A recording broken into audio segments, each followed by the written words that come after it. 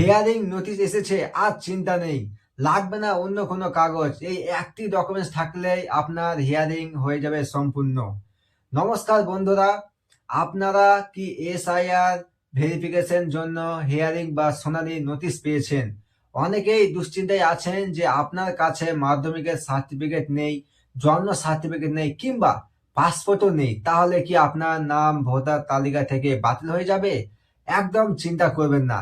আজকের ভিডিওতে আমি আপনাদের জানাবো এমন একটি মাত্র ডকুমেন্টসের কথা যা আপনার কাছে থাকলে অন্য কোনো কাগজের আর প্রয়োজন হবে না। আপনার নাম ফাইনাল লিস্ট থেকে অবশ্যই থাকবে।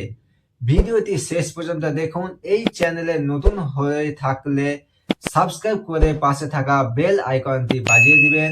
চলুন ভিডিওটা শুরু করি।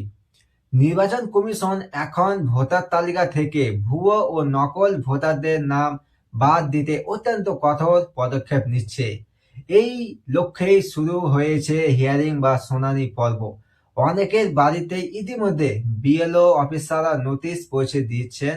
আগামী 27 থেকে 30 ডিসেম্বরের মধ্যেই ধাপে ধাপে এই শুনানি প্রক্রিয়া চলবে।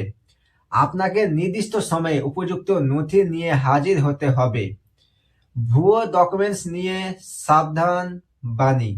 একটি কথা মাথায় রাখবেন, শুনানির সময় ভুলেও কোনো নকল বা ডুপ্লিকেট কাগজ দেখানোর চেষ্টা করবেন না। যারা বাইরে থেকে এসে দালাল ধরে ভুয়ো জন্ম সার্টিফিকেট দিয়ে আধার কার্ড বা ভোটার কার্ড বানিয়েছেন, তাদের জন্য বড় বিপদ অপেক্ষা করছে। কারণ মাইক্রো অবজারভার অনলাইন আবেদন সার্টিফিকেটের নম্বর যাচাই করবেন। যদি সেখানে নো রেকর্ড ফাউন্ড দেখায়, তবে আপনার বিরুদ্ধে জালিয়াতির মামলাও হতে পারে।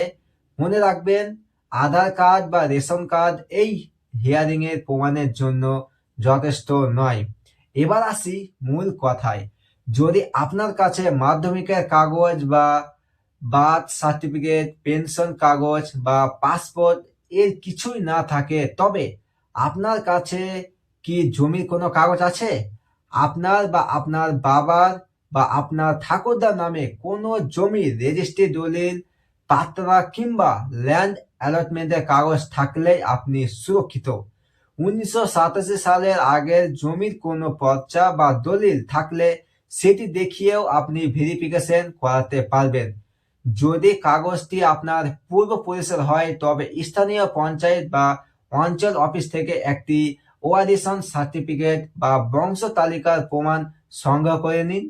এই একটি কাগজই আপনার বৈধ নাগরিকত্বের সবচেয়ে বড় প্রমাণ হিসাবে কাজ করবে।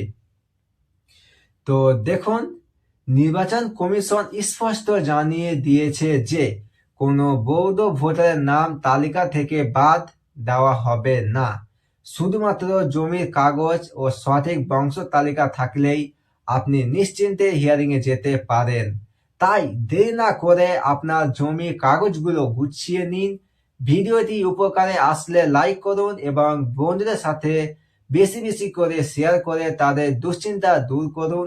আরো আপডেটের জন্য আমাদের চ্যানেলের সাথেই থাকুন।